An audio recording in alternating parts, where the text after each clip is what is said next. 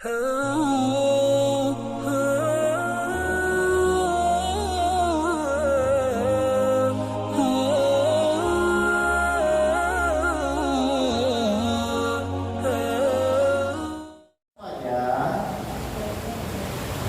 meletakkan Al-Quran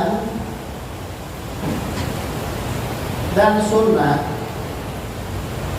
di atas kaidah. Ini langsung aja. Contoh,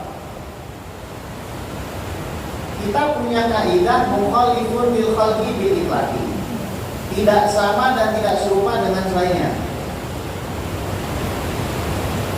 Ini punya kaidah begini bukan haram, tapi merujuk kepada Asy-Syura ayat 11. Bunyinya apa? Laisa kamitslihi syai'un. Maka timbul kaidah ini. Beda sama orang Salafi. Kalau Salafi dibalik. Ini pelopornya Salafi siapa? Ibnu Taimiyah. Ya.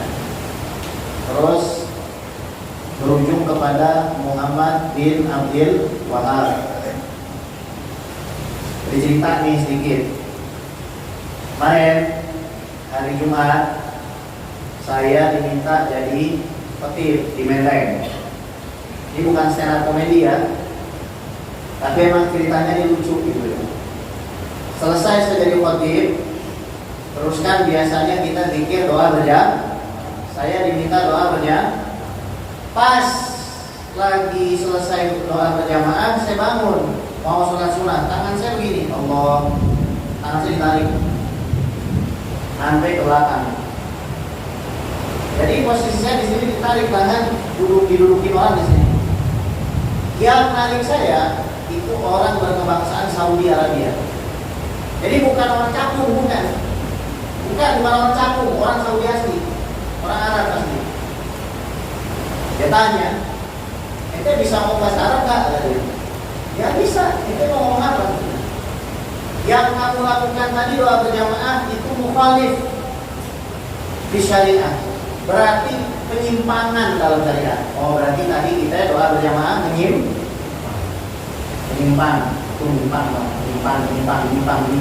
Kita semua menyimpang.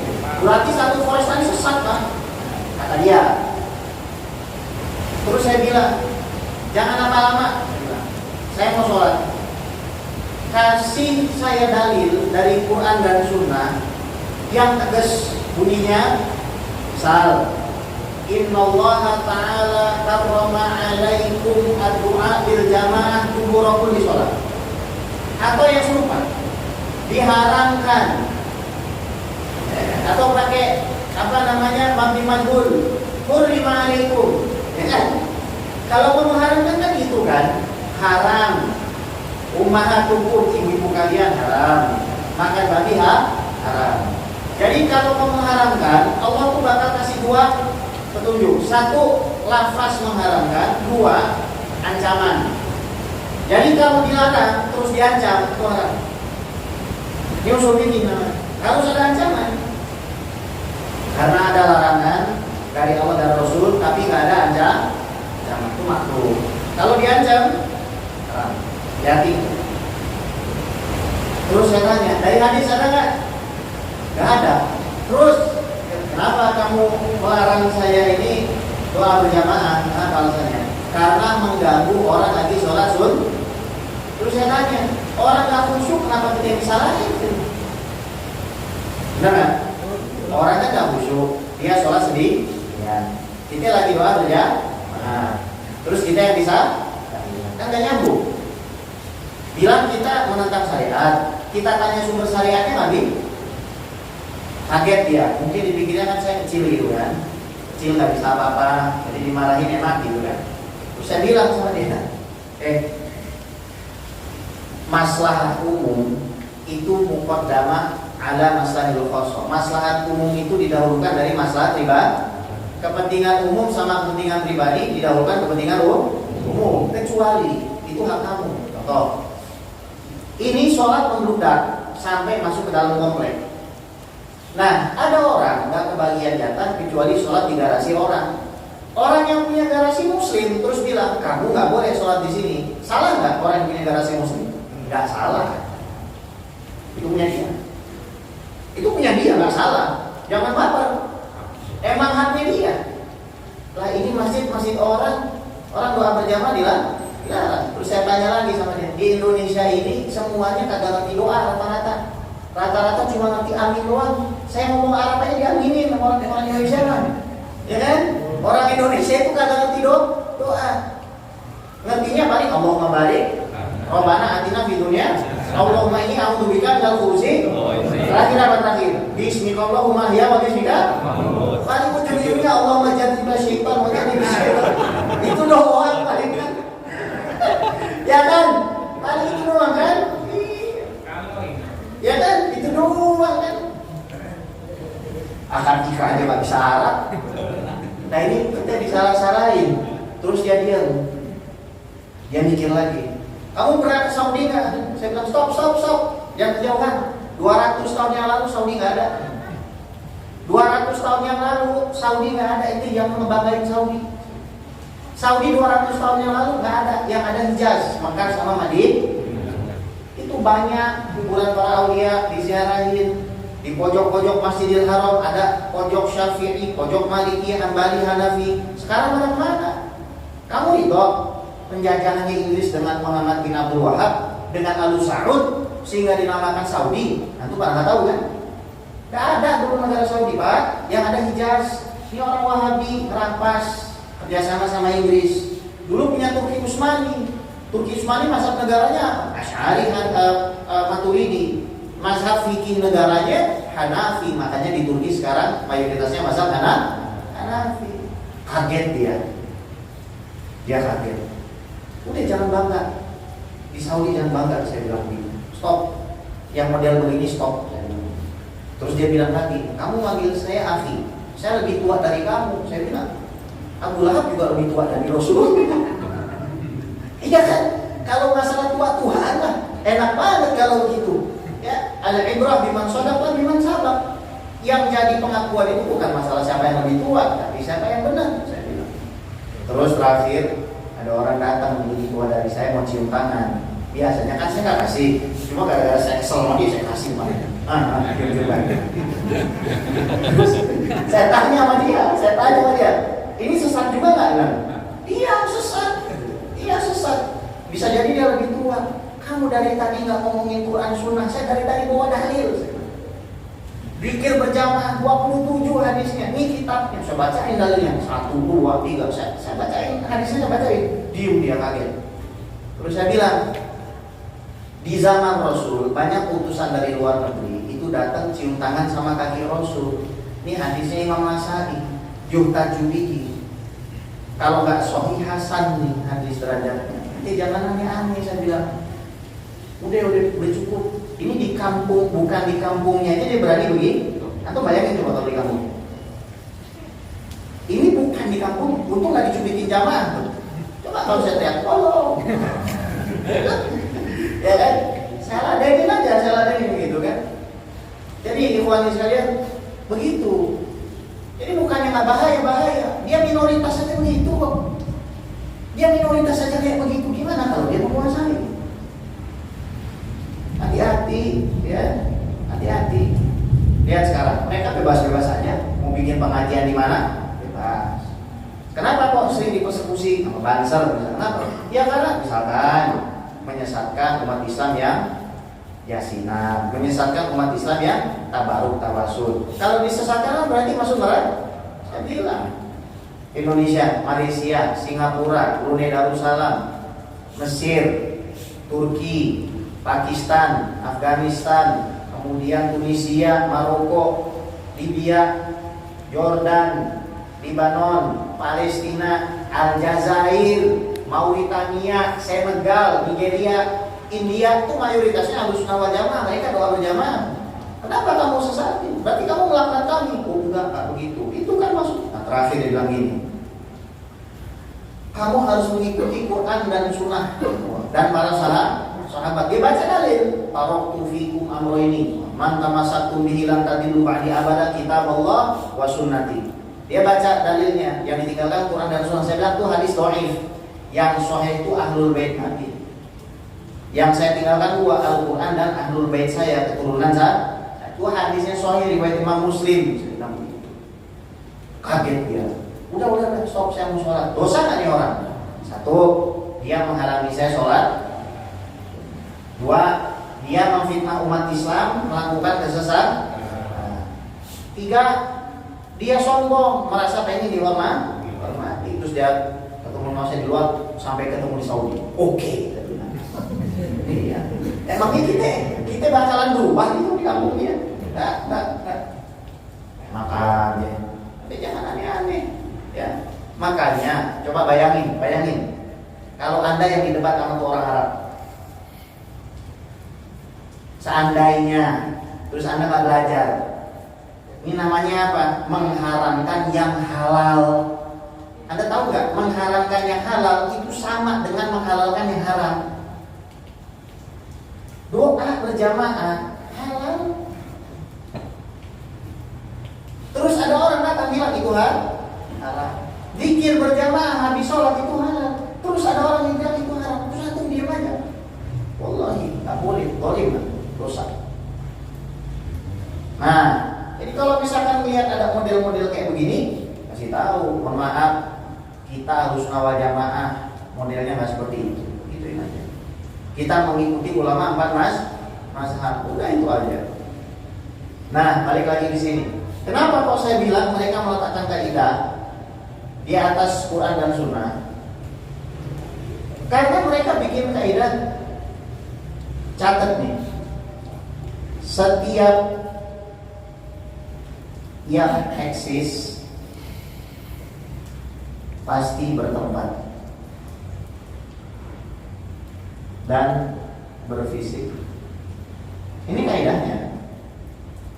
Jadi laisa kamitslihi syai'un ditaruh di bawah sini. Asyura ayat 11 ditaruh di bawah kaidah ini. Contoh ya. Kalau aswaja lihat misalkan ada lafaz yadullahi fawqa aydihim.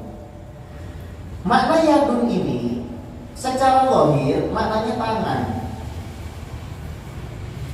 Secara majas maknanya kuasa. Maka karena Allah katakan di dalam surat Ali Imran ada ayat muhkam dan mutasyabih, ada muhkamat mutasyabihat, ada yang bisa ditafsirkan secara langsung, ada yang butuh pendalaman. Maka para ulama aswaja tahu ini adalah mutasyabih. Tangan ini gak bisa disifatkan kepada Allah, dicoret. Karena berpedoman kepada Asyura ayat 11. Nah, dia kuasa ini cocok karena konteksnya bicara tentang kekuasaan Allah di atas kekuasaan manusia. Cocok nggak? Coba bedain orang Salafi Wahabi. Dia dapat lafaz begini, ya Allah. Ada arti tangan, ada arti kuasa. Lihat ya. Karena dia meletakkan kaidah duluan, tiap yang eksis pasti berfisik, maka dia bilang Allah punya tangan, baru dia ada Asyura ayat 11. Apa? Tapi tangan Allah beda dengan tangan makhluk. Enggak. Kalau kita Quran Sunnah itu di atas. Jadi kalau ada debat sama orang dan Anda mesti ketemu orang begitu ya, Anda cukup giring dia supaya ngaku aja.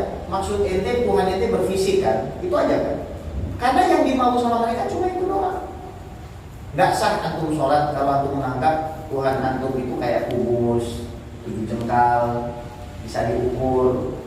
Gak sah sholat antum. Makanya Imam Nawawi itu ngasih hukum. Orang yang mentajsim atau disebut mujasim itu hukumnya 2. Ada mujasim yang kafir, seperti ngomong Allah itu punya tangan sama dengan tangan manusia, itu kafir. Itu sudah nggak pakai takwil lagi, sudah langsung dikafirkan sama Imam Nawawi. Allah punya kaki seperti kaki kambing. Allah punya kepala seperti kepala unta. Allah punya perut, Allah punya betis seperti betisnya siapa? Cristiano Ronaldo. Ya, hengkang dia ke Nasr ya. Duitnya banyak banget ya. Masya Allah. Moga-moga masuk Islam. Tapi jangan jadi Wahabi Naldo ya. Jadi Wahabi itu susah juga gitu ya. Ya dah. Nah, lihat. Makanya mereka di sini sebenarnya letak masalahnya itu. Jadi Anda tahu nggak? Sebenarnya akidah ini siapa yang bawa? Ada dua orang. Satu namanya Al-Kalbi. Yang kedua namanya Muqatil bin Sulaiman.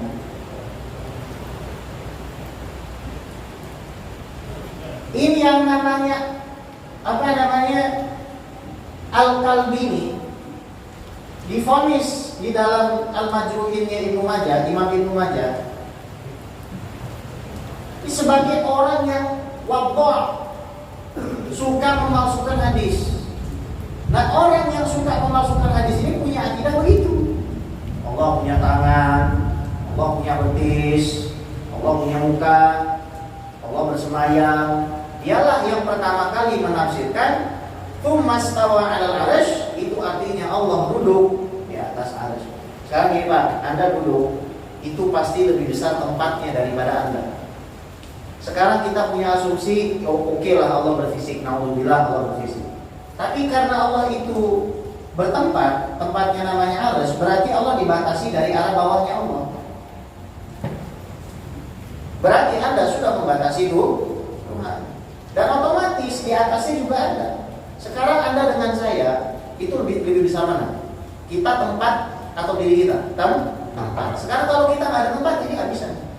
Ini kan space, pasti lebih tinggi dari kita. Nah, mereka mengatakan kalau bertempat berarti Allah terbatas dari kanan, kiri, atas, bawah, depan, belakang, dan itu haram untuk diyakini. Mujassim yang kedua, dia mengatakan Allah punya tangan, tapi tangannya kita nggak tahu panjangnya, kita nggak tahu besarnya, kita nggak tahu lebarnya. Allah punya kaki, tapi kita nggak tahu bentuknya, kita nggak tahu warnanya. Nah, ini ahli bid'ah. Sholat di belakang ahli bid'ah sah. Sholat di belakang orang Wahabi sah. Sholat di belakang orang Syiah sah. Kalau misalnya kita di Saudi, terus ada sebagian jamaah yang nggak mau sholat sama orang Wahabi, itu biasanya dari kelompok namanya Ahbash. Ahbash ini didirikan siapa? Syekh Abdullah Al-Harari. Mereka punya organisasi namanya Syahamah, Syabab Ahlussunnah wal Jamaah. Salah satu muridnya yang sering ke Indonesia tuh Dr. Salim Alwan Al-Hasani. Guru saya, salah satu guru saya hatam fikih akbar Imam Abu Hanifah sama beliau. Ya, waktu di Australia gitu. Dan Syamah ini orang-orangnya bagus Pak, cuman kadang-kadang terlalu berani, bahkan lebih berani dari saya. Nah, mereka ini kalau ke Saudi gak mau sholat di belakang orang Wahabi. Kenapa? Karena dianggapnya orang Wahabi itu nyembah makhluk, nyembah sesuatu yang ada atas, bawah, kanan, kiri, depan, belakang. Ya, apa bedanya sama berhala? Rasul mengeluarkan berhala dari dalam Ka'bah. Nabi Ibrahim menghancurkan berhala. Kenapa? Isyarat Tuhan kita itu jangan disamakan dengan makhluk. Berhala sama kita itu bobotnya nggak sama, tapi punya bobot. Berhala sama kita tingginya nggak sama, tapi dia punya tinggi. Berhala nggak sama dengan kita, dia punya volume sama warna. Dia punya semua itu. Itu isyarat. Jangan kamu nyembah yang model begitu. Terus gimana caranya kalau saya sholat supaya saya ini khusyuk sholatnya? Apa yang harus saya lakukan? Jangan ngebayangin. Fama khatara bi balika fallahu bi khilafi dzalika. Apa yang tercetus di pikiran kita, maka Allah Subhanahu wa taala tidak seperti ini. Jadi apa yang kita bayangkan kalau sholat? Satu, kita mentadabburi semua kebesaran Allah. Kita merasa bahwasanya kita selalu berada di dalam pengawasan Allah. Kita merasa bahwa Allah bisa mematikan kita pada saat itu juga tanpa takut kepada kita. Jadi Allah itu membunuh, gak takut sama antum, antum yang harus takut sama Allah. Allah ngasih rezeki yang antum, itu Allah gak takut miskin. Allah ngasih hidup sama antum, itu Allah gak takut berkurang umurnya. Itu prinsip ketika kita lagi sholat, Allahu Akbar, semuanya hilang. Inna sholati wa nusuki wa mahyaya wa mamati lillahi rabbil alamin. Maka itu jangan ditinggal tuh. Doa iftitah itu jangan ditinggal, karena itu mukadimah sebelum kita masuk baca Fatihah. Kalau antum iftitahnya udah benar, iftitahnya antum gak khusyuk, antum Fatihah lempem, insya Allah. Tapi kalau antum tinggalin dan antum tidak mendalami maknanya, Fatihah antum nanti ngarang ngidul. Dan Fatihah ini punya sir, Fatihah ini punya rahasia. Pertama, gak ada surat di dalam kitab-kitab suci yang lain melainkan Al-Fatihah cuma turun kepada Al-Quran saja. Al-Fatihah itu adalah hadiah dari Allah Subhanahu wa Ta'ala untuk umat Rasulullah. Kedua, Fatihah ini umul kitab, mboknya, ibunya, induknya Al-Quran. Makanya kalau kita di kuburan, kita baca surat Al-Fatihah, karena ada hadisnya derajatnya hasan. Jangan mau ditimpulin sama orang Wahabi. Beneran mereka sama kayak orang Syiah. Kalau nggak ngibul, nggak puas. Orang Syiah begitu. Kemarin saya baru dapat WA mengatakan ada hadis di Sahih Bukhari Muslim.